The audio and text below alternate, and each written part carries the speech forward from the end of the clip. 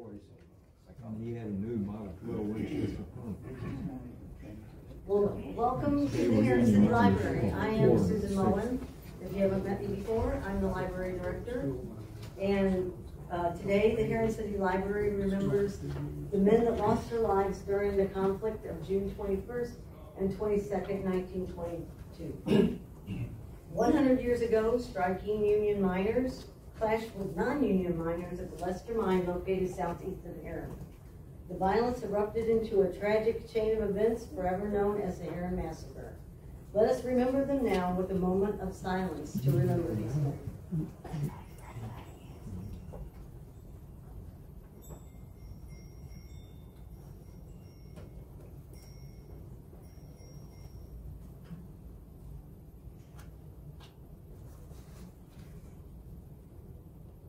There is a ceremony held at the Herrin Cemetery at 3 p.m. today, which is also open to the public. Before I begin, I would like to remind you to silence your cell phones. The restrooms are directly across the hall. And please hold all your comments until the question and answer at the very end. Our speaker today is John Musgrave, a native of Southern Illinois, who appeared as a historical expert in area's history for both the History Channel and the Investigation Discovery Channel. John also was the speaker for the Herrin Massacre tours held a few years ago, and he has written numerous historical books, most of which are available for checkout in the library's local history area. Without further ado, I give you John Musgrave.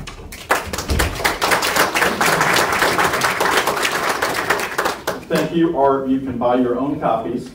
That's perfectly acceptable, you know, just pointing that out. I'm planning to try to limit my talk to 40 minutes. Those of you who may have been on the bus tours know I can talk for 4 or 5 hours on this subject while moving and standing backwards in a moving vehicle. But what I'd like to do is keep the talk limited, and I'm going to try to focus mostly on what happened 100 years ago. Because if I start with the background, or if I start with what happens after the massacre, we could be here all day, and I am supposed to be at the cemetery at 3. So I've been told by the honor guard that they do have one live round, and that's usually for preachers who go too long in a funeral service. It might work for just general public speakers as well. Although personally, I think the mayor is probably going to talk longer than I am. 100 years ago, let's start a little bit earlier. 102 years ago, 1920, Williamson County is about, I want to say about the 20th in population in terms of size in Illinois, but we were number 2 when it came to hard roads. We were also number 2 when it came to automobile registrations. That's because of mining. Williamson County was the biggest producer of coal mining at that point. We obviously didn't start out that way, but as we got closer and closer to 1920, we were the big place to do it, and Franklin County was right on our heels in terms of developing their coal fields. Now, their coal was deeper than ours, generally speaking, so it took more money, which is why it took a little bit longer to get the big Eastern capital or Chicago capital in to invest in those mines. So while our high point for mining and population was in the 20s, shortly after the Herrin Massacre, Franklin County kept growing until at least just after 1930. It's amazing when we talk about the consequences of what happened. We lost population for the next 4 decades. We had almost tripled our population from 1890 to 1920. In 1890, Herrin was, you had a store and a church and a crossroads. Now you'd recognize some of the names, the Harrisons, the Herrins, Stoplers, but there wasn't much here. By 1920, it was the largest community in Williamson County and one of the largest trade centers in Southern Illinois. Harrisburg was still bigger, Cairo was still bigger, but It was bigger than Marion, it was bigger than Carbondale. Of course, Carbondale wasn't a university at that point. It was just a normal school or a normal university. So it was much smaller. It's interesting, their commencement was 100 years ago today for that semester. So while everything is going on here, there's like 3 or 4 people from Herrin that's walking through the commencement ceremony like nothing is happening. And 1 woman from Cole, who later became a Carbondale school teacher, right? Murfreesboro school teachers. But when we talk about the Herrin Massacre, we're talking about what happened during a nationwide strike. We had World War I in the teens. We had a concerted war effort to make certain we had enough steel and we were growing enough grain and we had enough coal. So we kind of had our first taste of socialism at that point with the wartime measures, some of which didn't actually start until after the armistice, which was irritating people. For the unions UMWA did an illegal strike in 1919, trying to get their wages up. But meanwhile, the coal companies are stuck with the same pricing level that the government has set beforehand. So as we get into 1920 and 21, it gets really hard for some of these mines. And for the UMWA, their contract was running out March 31st, 1922. So a week and a half before that, they had their national convention in Indianapolis, and they voted to go on strike if they didn't have a new bargaining agreement. And what they were trying to do was do a nationwide bargaining agreement. There were 2 major coal groups. There was the anthracite coal group, which it's the harder coal that burns a little bit more efficient. It's basically in the Appalachians, particularly Pennsylvania, which was the big coal state that first developed. In Illinois, we were bituminous coal operators, which is a soft coal, which is not as efficient, but we had a lot of it. And we didn't have it in the mountains. If you ever go to eastern Kentucky trying to find some coal mine, you're going to drive up and you're going to drive in the middle of nowhere first. Then you're going to start driving up a mountain valley that's wide enough just to have one street with company houses on either side, and then halfway up the mountain you're going to see the remains of a coal mine. When we hear about company stores and where the mine operator controlled the community, because there wasn't a community except for that mine. There wasn't a store except for their store. They had total control. If you went on strike, if you didn't agree, or if you tried to organize and they fired you, they would throw you out. They would bring in guards, remove you from the housing. The miners, majority of them usually, would end up in a tent city someplace nearby. And then they would fight and they would skirmish and they might reach a settlement and people go back to work. Now, what happened in a lot of places, this was violent. In Illinois, our violence was like from 1898 to 1900. That was all our Cold War. That was when the UMWA was first trying to organize the mines in the state. Most places agreed to it, except for 3 key mines in 3 communities. We had the mine north of Carterville, that was the brush mine. We had one in Verdon and one in, actually it was 4, but Verdon, Taylorville, Pana. They didn't want to do it. They wouldn't recognize the mine, so they fired their crew, brought in replacement workers. Most of the replacement workers were African Americans from the South that had worked in coal mines.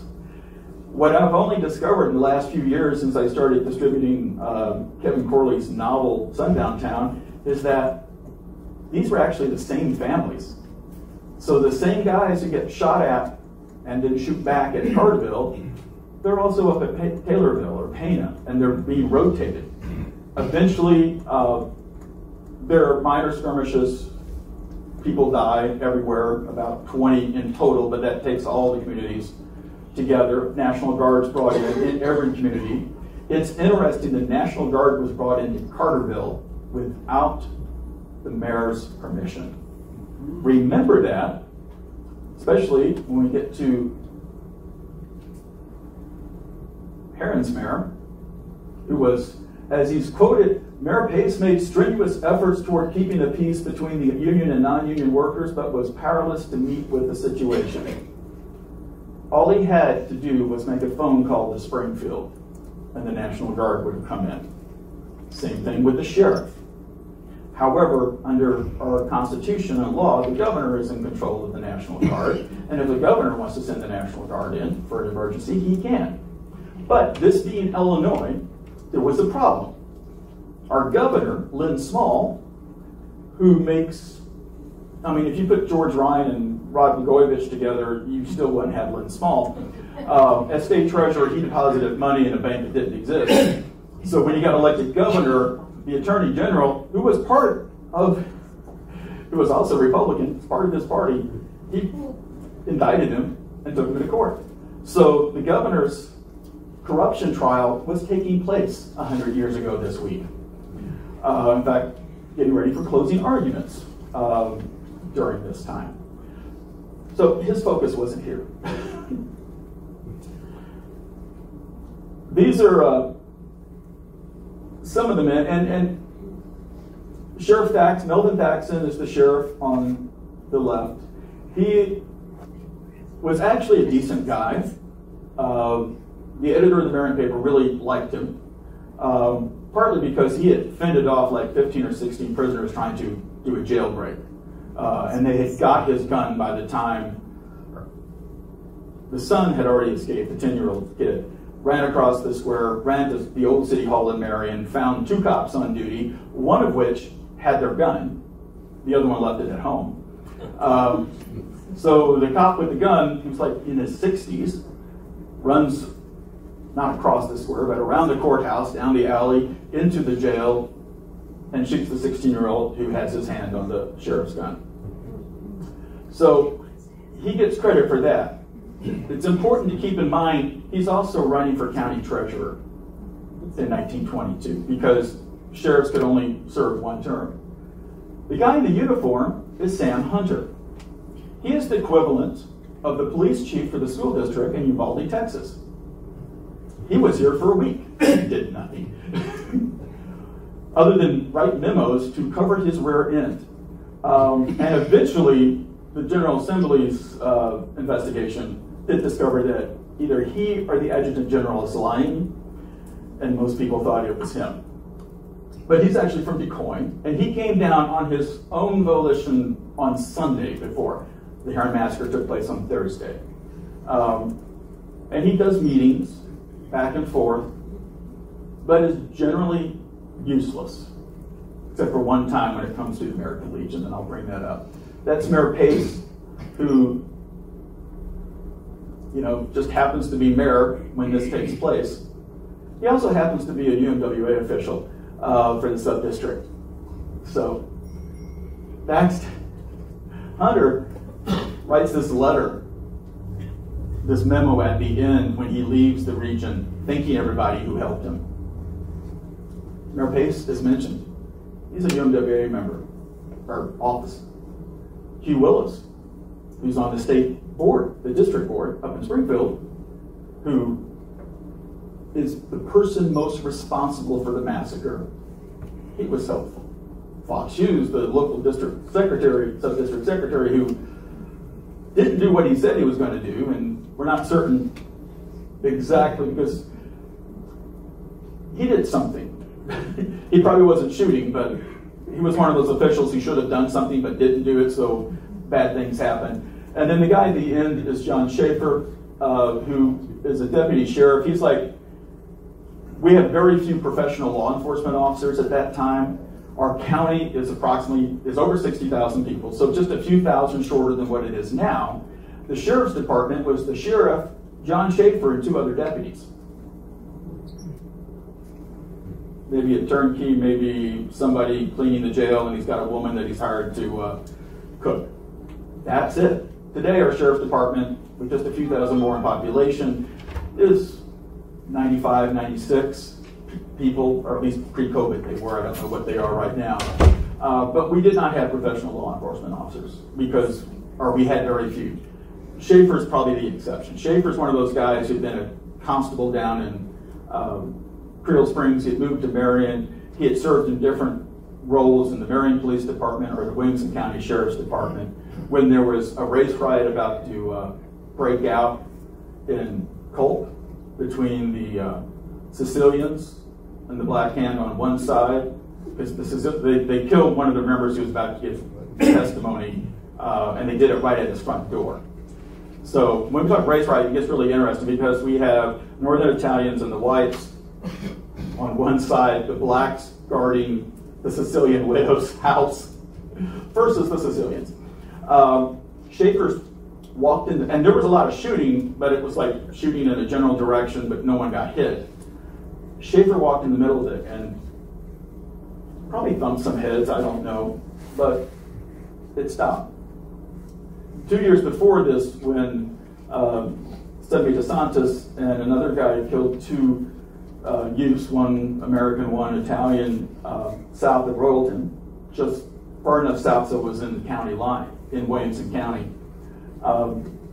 They were quickly arrested because the cab driver took DeSantis and the two youths to Royalton. So they knew who was part of it. They managed to, they were arrested in West Frankfort. They were brought to Williamson County because it was, or maybe Sheriff's Department brought them to Williamson County because of the crime. They figured, they had to get a surveyor out to make certain, but they realized the crime was in Williamson County, so they brought him to jail.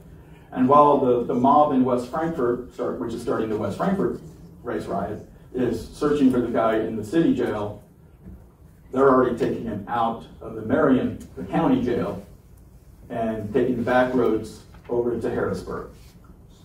So Schaefer does get my kudos, because this guy was fearless. Yeah, he did carry a Klan membership and got reappointed after when the sheriff went on vacation during the Klan War, but it's kind of interesting. It's just, he and his son, it's like for 30, 40 years, they're one of the key people. I mean, if you needed something to happen because you've got somebody going crazy, one or the other would be the people you'd go for. So, the MWA is trying to get a national contract. Wages in Illinois are relatively high because we've been unionized for almost a quarter century at that point. Everybody, if you have a job and you live in Herrin, there's like an 80 or 90% chance you belong to a union. In fact, other than pastors and bank presidents, I really haven't found anybody who wasn't, other than farmers. So this was a very good place to live. Companies could control. You didn't have a company store in Herrin because, no, you had Herrin, which was already a trade center, and you had 15 coal mines around the edge of town. So you could hear the whistles from all 15 mines. You could go up to what was then the third floor of the City Hall, where the City Council chamber is today, and you could look out and see all 15 tipples. So they're right on the edge of town. Everybody that you know and your neighbor is going to be a coal miner at that point.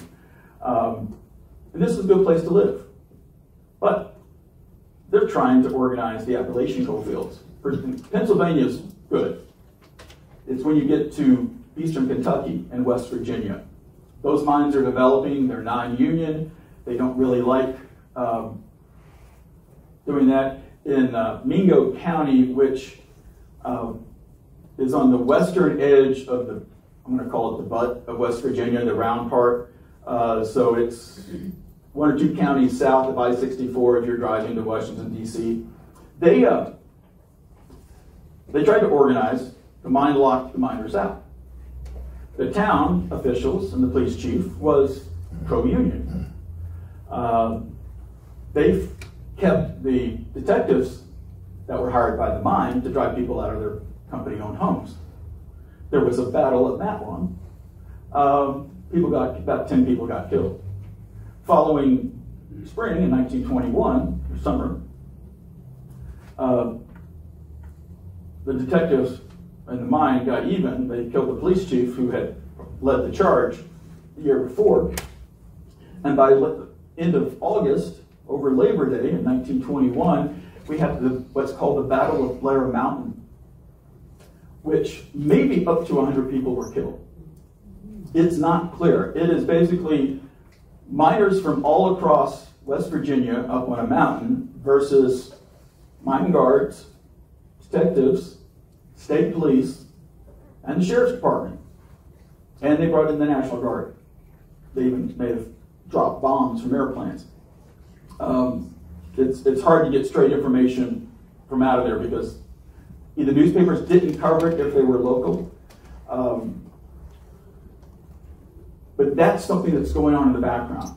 In fact, one of the organizers for the UMWA that's out in eastern Kentucky and West Virginia, in fact, he is actually arrested after this in the county seat of Mingo County, is a guy by the name of Metzger, Joe Metzger.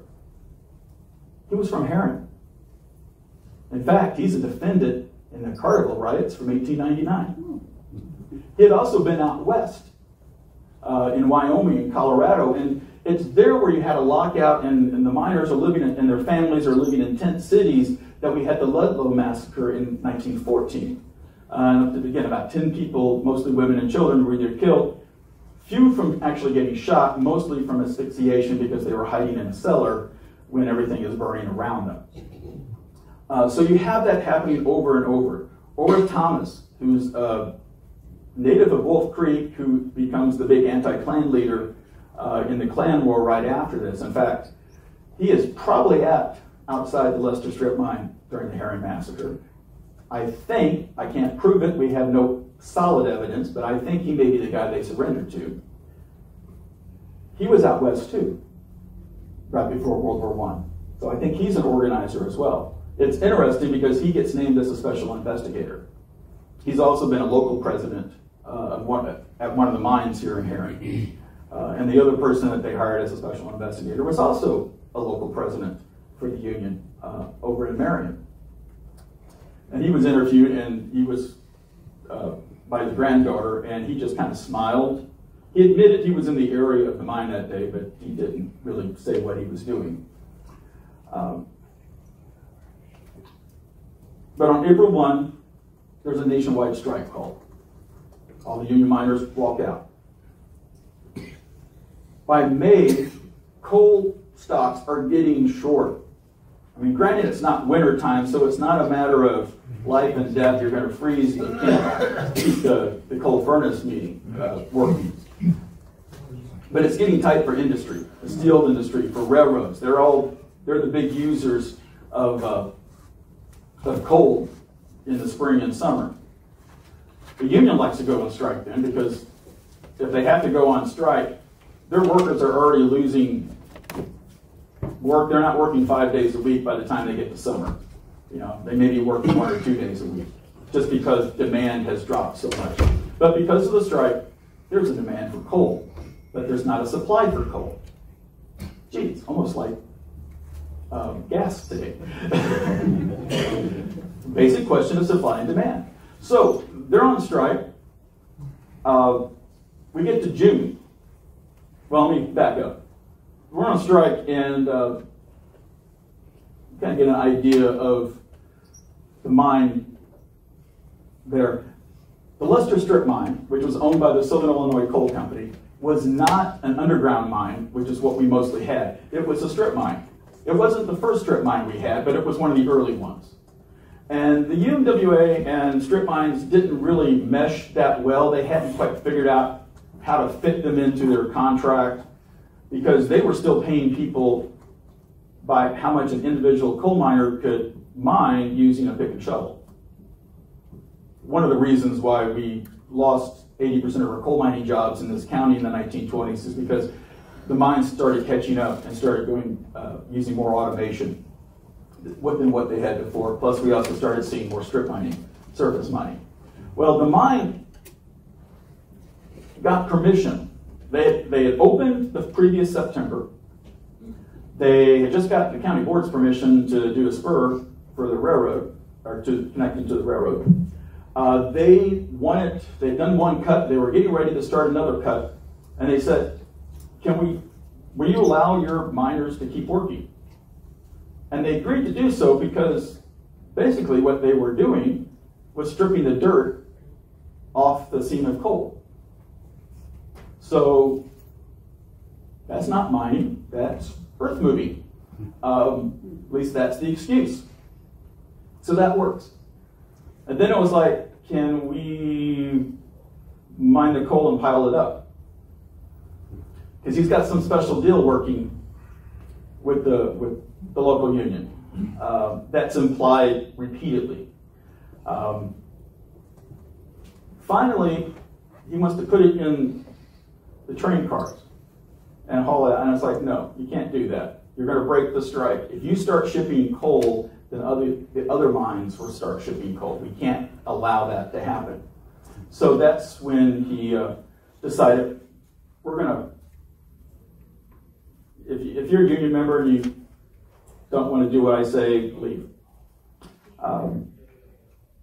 So that was like on June 13th, so 9 days before the massacre. So this is not a long period, but in 2 days, he had the beginning of the first replacement workers and obviously guards from the Hargraves Detective Agency to help guard the facility. And on the 16th, he shipped his first coal, which is like one of the first big coal shipments anywhere. 16 cart loads. Union was not happy about that. And his excuse at that point was, I'm using steam shovel operators. They have their own union. I'm not under you anymore. Forget the fact that he was part of a group that had an agreement with the UMWA, but there was a certain logic to it. Almost worked. Except for the AFL didn't recognize that union anymore. So there's more and more guards. There were 80 to 90 people working at the mine early in the year. We don't know how many replacements because the numbers keep fluctuating. By the morning that they surrendered, it was anywhere from 48 to 52 or 54 people surrendered. Different witnesses have different numbers.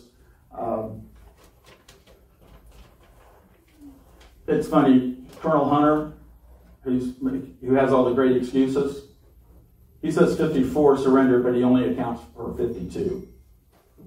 And the largest group of the 52 is the 18 missing. So are you meaning 20 missing? Or, but some of the people that actually worked in the mine were the ones that said 48. So someplace, 47, 48. So someplace in there is what was left.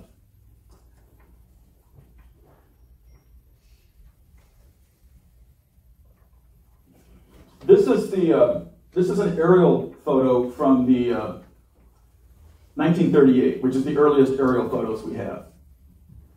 This line down here, over here it's Morgan Avenue, but by here it's what's now Route 13. This curve, that's what's now the Burlington Northern. I almost need a pointer, but this property right here that I'm outlining, that's the 180 acres that was the Broking Farm that they sold for the mall developers. So this part up here, the pavilion's about right there. The white line north that's just to the left of the S and Strip Mine, that is Skyline Drive. You notice Crenshaw Crossing or Crenshaw Road is up at the top, so rather than go 2 miles, it only goes 1 mile and then it splits. It forks. It comes over a quarter mile and then turns north to go to Crenshaw. There is a little fence about this wide that's white vinyl. That's a little cute decorative fence. It is setting in what's the north end of that road. You can see it because up next to Crenshaw Road, it's grass, but if here's the other yards, it just goes down and it's flat. And then the farther back it gets, it's deeper than the surrounding properties. But only that last quarter mile or so You can even tell everything south of that has been stripped over the decades. The mine, you can see the strip mine, kind of like kids draw birds, just two little curves, which kind of represents the two cuts that are already made. Now, there was another mine after the Lester strip mine, so I think this covers a larger area than what the Southern Illinois Coal Company had stripped at that point. But if you're looking at it, and these squares, this is basically a 40-acre square, so a quarter mile, half mile, 5/8 of a mile, you're up at the entrance. The road that goes into Primex, General Dynamics, that is the railroad spur that came off the Burlington Northern. And it goes back in about a 3/8 of a mile, and then it kind of splits because there's two mine cuts. There's two strip cuts. One of those has been restripped, so it's not full. The other one is still a strip pit filled with water. I got to go in there 10 years ago, 10 years ago, when Scott Duty was doing his research, trying to find where the bodies were buried in the cemetery.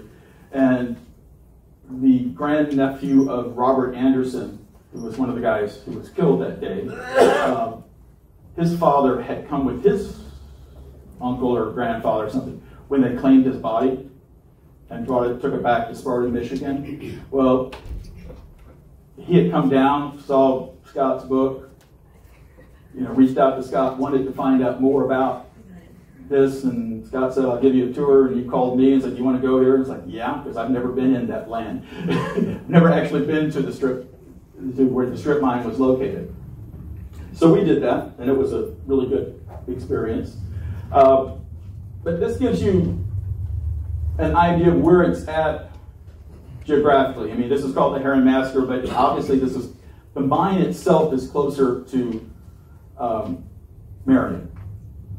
And where most of the people were killed is actually in what's now the Energy City limits, or village limits.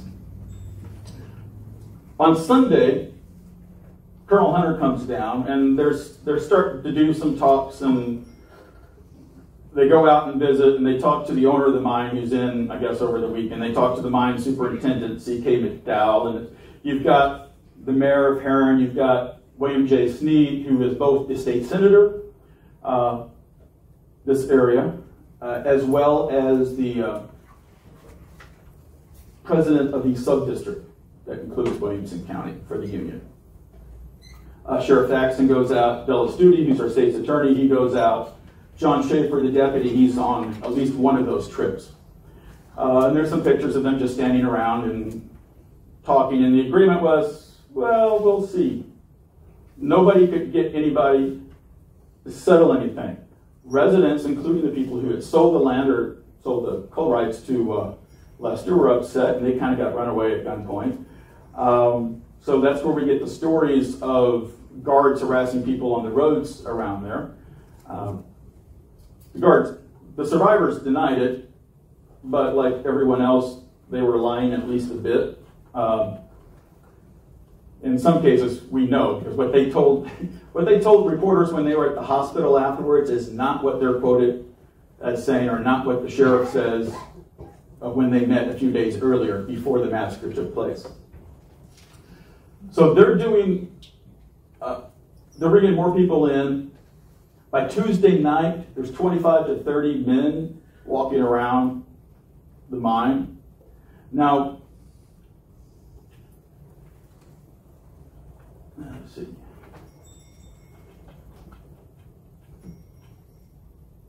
Okay, strip mines, you strip away the dirt, you get down to the level of coal, and all that extra dirt goes up on the side. So you're kind of protected inside as long as you've got guards up on the hills, on the spoils. The trouble is, about a quarter mile to the east of the mine,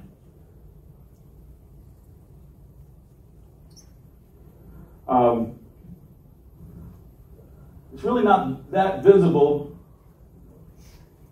but But just someplace over here is the high point. There's a hill that's over 550 feet in elevation, as opposed to, say, 450 feet where the road forks on Skyline.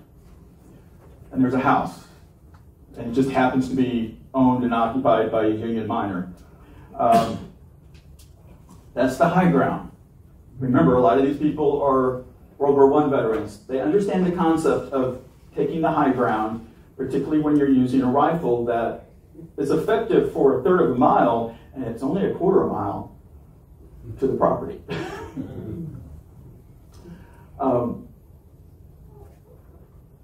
But he shipped that one train load on the 16th. He's filling up train cars, the empty train cars now, getting ready to do it again within a day or two. So by Wednesday, the union has decided they have to do something. Both on the ground, because it's like they're going to get ready to ship again, they've got to do something for that. Also, this whole excuse for having, well, we're a union, we're just another union, didn't pan out, and John L. Lewis is quoted by reporters, and thus it gets to every newspaper and every town where there's coal miners immediately. It says they're not a real union, they're strike breakers. And that's like the final straw. What happens, on Wednesday morning, we have two things going on. We have a union rally, ironically, out at the cemetery. Herrin City Cemetery is 25 acres. Up to that point, only 3/5 of it was being used, 15 acres. The 10 acres closest to Vandyville Road was not in use. It was just an open field. That's where the pauper cemetery was, in the new part. That's why they couldn't find it. Because they knew they didn't bury them in the cemetery, but yet they did bury them in the cemetery, but on city property. But as far as Wednesday is concerned, this is fairly close to where they need to be for them to do something with the mine. So they're holding a rally there. Meanwhile, there is another group, about the 75 men, that are going down Old 13, or what we would call Old 13, heading to Carbondale. Because they know a large truck has left the mine to drive over towards Carbondale. Well, they know they're bringing in miners off the Illinois Central, or replacement workers or strike breakers, or more guards. So they decide they're going to ambush the truck on the way back. So as they, granted, there is no Crab Orchard Lake at this point. This line kind of going through the middle, just above the red. That is the old county roads. That is the alignment of the Marion to Carbondale Road, which became Route 13 the following year. So they stop at John Bulliner's. Bulliner's an old guy. Bulliner's got a history. Everybody knows he's one of the guys that started the Bloody Vendetta. He and Thomas Russell were trying to date the same girl. So that was the final straw that started that. But that was 50 years earlier, almost. They said, come with us. We're going to get these scabs. Hold on, let me get my gun. Then he comes to the door, and he says, then he tells them to get. A couple months later, he testifies about this to the grand jury. One of the members of the grand jury is Thomas Russell. The reporters covering this discover that these two guys that are now in the same room, that are on the same side, they were the start of the vendetta, so that gave the excuse of using Bloody Williamson nationwide. Although the Carbondale Free Press, it only took a day for them to use it. So they come over, and Fozzard Bridge is right now where the bridge is over at Crab Orchard Lake, as you pass the campground, between the campground and Cambrian Neck. That's Prairie Creek that flows under that. And there's also Prairie Creek, there's another tributary that's not named beside it, so there was two bridges right there. But we think the bigger one over Prairie Creek is what's called Fozzard Bridge. It's really hard to tell because no one actually named bridges back then on maps that had survived. But it's that wet area now west of the campground. So when the truck is coming back from Carbondale, it's got two guys who have left the mine, Charles Boyd and Sidney Morrison, and it's got 8 more workers. They start getting fired on, and Boyd's the one that says they must have been 75 people. Could have been less with bigger guns, or could have been more with fewer guns, who knows, but they just tore into that truck. All the guys got in the truck bed, and eventually they jumped out and started jumping over fences, running through fields. It talks about a creek, so it may be some of them got to Crab Orchard Creek to the south, or maybe they went west. It's not completely clear, but 6 of the men got separated from 4 of the men. And then there was a second volley at that point. Whatever happened to those 6 men, we don't know. We can just assume that they disappeared because no bodies were found. Boyd was uninjured. He was lucky. Not only was he lucky to get away from the mine, but he was also lucky not to get shot. The driver, Morrison, was shot and fatally injured, although he was not. He was the first person shot. He was the first fatal shot. He was the last person to die. He lived until this January.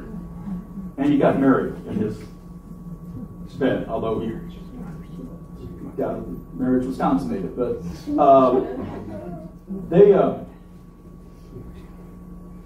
and then 2 of the new guys was with him was also shot.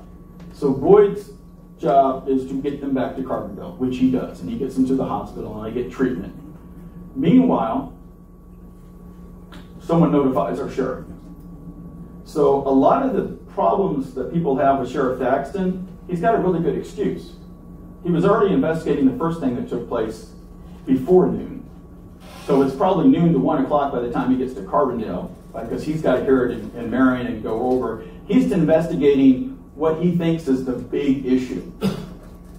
I used to work for Channel 3 as a weekend assignment editor.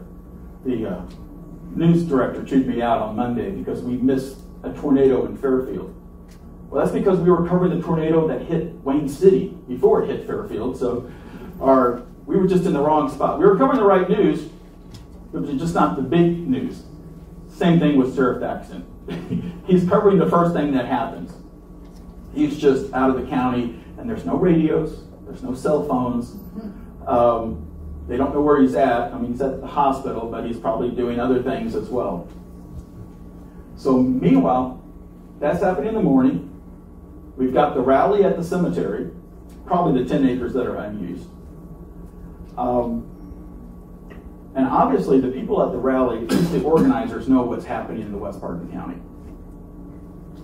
They put and they're also getting word that the locomotive engineer is loading train cars, using the dinky engine to take the car up and put it on the siding, and going back, they're taking the steam shovel, loading another car, back and forth. So they're getting ready to ship more coal probably within a day or 2.